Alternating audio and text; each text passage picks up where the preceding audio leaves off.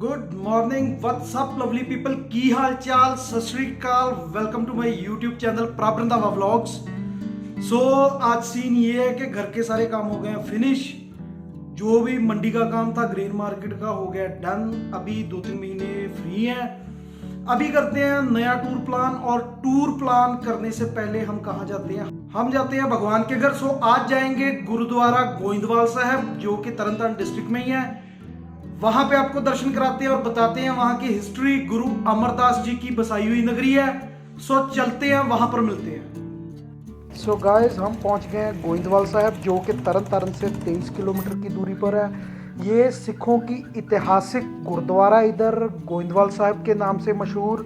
इस शहर को आबाद किया था सिखों के तीसरे गुरु अमरदास जी ने। इस जगह के इतिहास की बात करें तो यहाँ पर रहता था एक गोइंदा नामक व्यापारी, जो कि मरवाहा खत्री था। उसके नाम पर गुरु अमरदास जी ने इस जगह का नाम रखा है गोइंदवाल साहब। श्री गुरु अमरदास जी सिक्खी के प्रचार के लिए एक सेंटर पॉइंट चाहते थे, इसलिए उन्होंने इस जगह को सेंटर पॉइंट मानकर गोइंदवाल साहब का नींव पत्थर रखा और यहाँ पे गुरुद्वारा साहब की स्थापना की।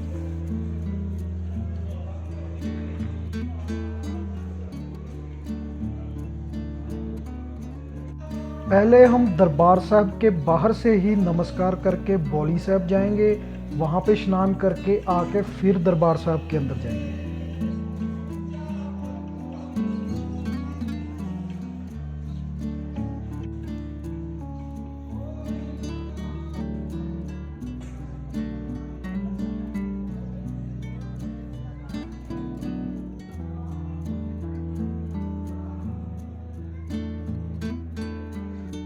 गाइस, अगर बौली साहब की हिस्ट्री की बात करें तो जो सिखों के दूसरे गुरु थे श्री गुरु अंगद देव जी, वो उस समय रहते थे खडूर साहब में। और खडूर साहब में उनके सेवक थे बुजुर्ग श्री गुरु अमरदास जी, जो उनकी सेवा किया करते थे। और गुरु अंगद देव जी के लिए बहुत दूर से ब्यास नदी से पानी अपने कंधों पर उठाकर लाया करते थे उनके स्नान के लिए। और रास्ते में कहीं बैठकर किसी जगह पर भगवान के साथ जुड़ते थे, गुरबानी कीर्तन के साथ जुड़ते थे।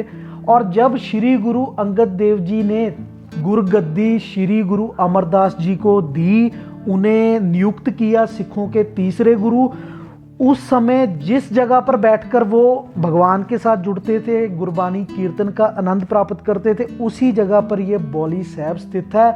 उसी जगह पर बौली साहब गुरुद्वारा गोइंदवाल साहब की स्थापना की हुई है।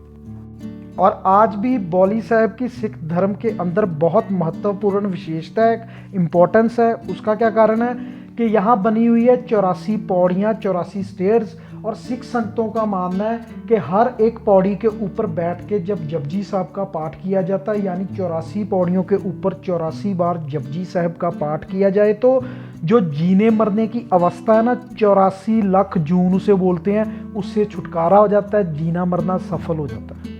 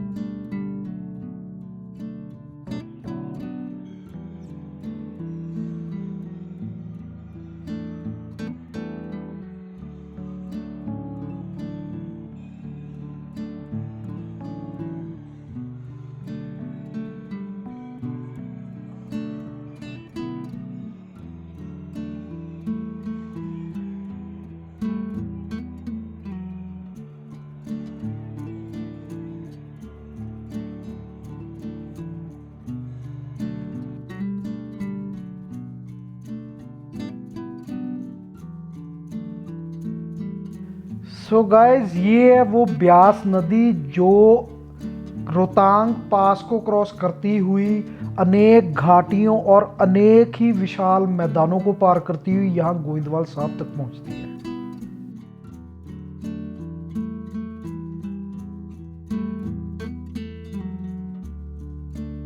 सो जो लंगर की प्रथा है जिसका पूरी दुनिया में बोलबाला कहा जाता है, सुना जाता है कि अगर किसी को भी भूख लगती है तो वो चोरी मत करे, किसी के आगे हाथ मत फैलाए, अपने आजू बाजू कहीं गुरुद्वारा ढूंढे और गुरुद्वारे के लंगर में से अपना पेट भर सकता है। सो उस प्रथा का सदियों के अंतराल के बाद यहाँ पुनः स्थापना उस परंपरा की गई थी।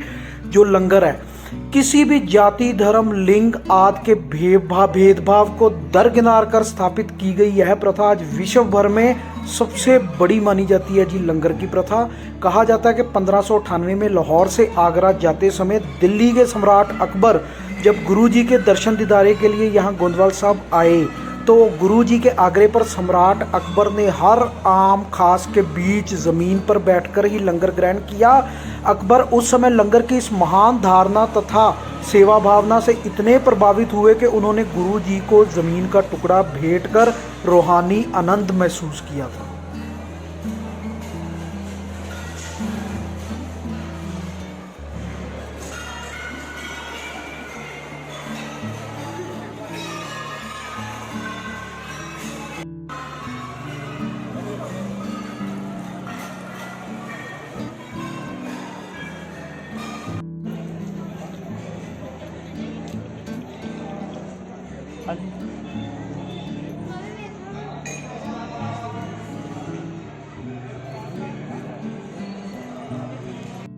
गाइस यहाँ पर पिटीशन साइन की जा रही थी बंदी सिंहों के लिए, उनकी रिहाई के लिए जिनकी सज़ा पूरी हो चुकी है लेकिन सरकारें उन्हें छोड़ नहीं रही। सो हमने भी बेझिझक पिटीशन साइन कर दी है। सो अभी जा रहे हैं घर वापस। आज का व्लॉग यहीं तक था।